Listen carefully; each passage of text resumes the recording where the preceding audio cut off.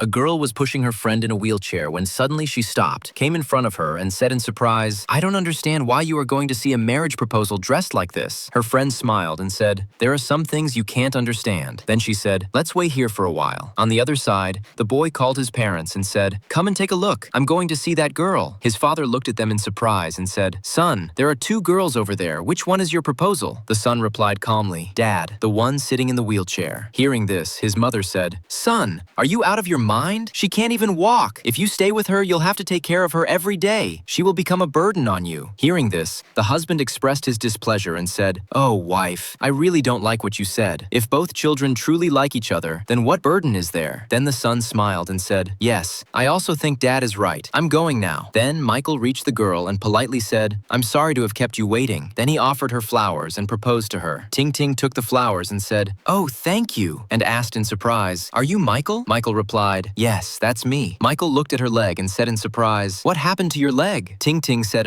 "When I was 7 years old, a truck hit me. The doctor said I might never be able to stand up again." Then she said, "Are you very disappointed after seeing my condition? I think we should end this here." Michael immediately said "No, that's not what I meant. Don't misunderstand me." Ting Ting said calmly, "Then what do you mean?" Michael said politely, "Once words leave the mouth, they become a responsibility. I don't want to deceive you, but I assure you that I will never look down on you because of this leg." Ting Ting said gently, "Before meeting you, I also saw a few proposals, but they ran away after seeing my leg. I'm afraid you might run away too." Michael said, "I would never do that. You are very beautiful. They just don't know your worth." Hearing this, Ting Ting said, "Actually, I don't have high expectations for a boyfriend. I don't need him to be very rich or very handsome. As long as he is responsible, hardworking, and cares about his parents, that is enough." Then Michael reassured her and said, "Although I don't have a car or a house right now, I promise that if we are together, I will take good care of you, my parents, and this home. How do you think I am?" Ting Ting smiled and said, "You are quite good." Then she suddenly stood up from the wheelchair. Seeing this, Michael said in shock, "What kind of miracle is this? Please explain it to me." Ting Ting smiled and said, "First of all, I want to apologize to you. Please forgive me." She continued, "Because of my status, any man who comes close to me has some kind of purpose, and I just wanted to find a sincere person who would love me from the heart." Then Michael said politely, "I understand." Ting Ting said gently, "I wore these clothes so that I could conduct a small test. You don't mind, do you?" Michael replied politely, "It's okay, I can understand." Ting Ting smiled and said, "I didn't expect to find my happiness through this small test." Michael said, "Yes, I also hope that we will receive everyone's prayers and blessings." Ting Ting smiled, held his hand and said, "We surely will. And I believe there will be many people who try to stop us. Will there really be many or not? Please share your valuable opinion in the comments. And if you like the video, don't forget to like, share, and subscribe. Thank you."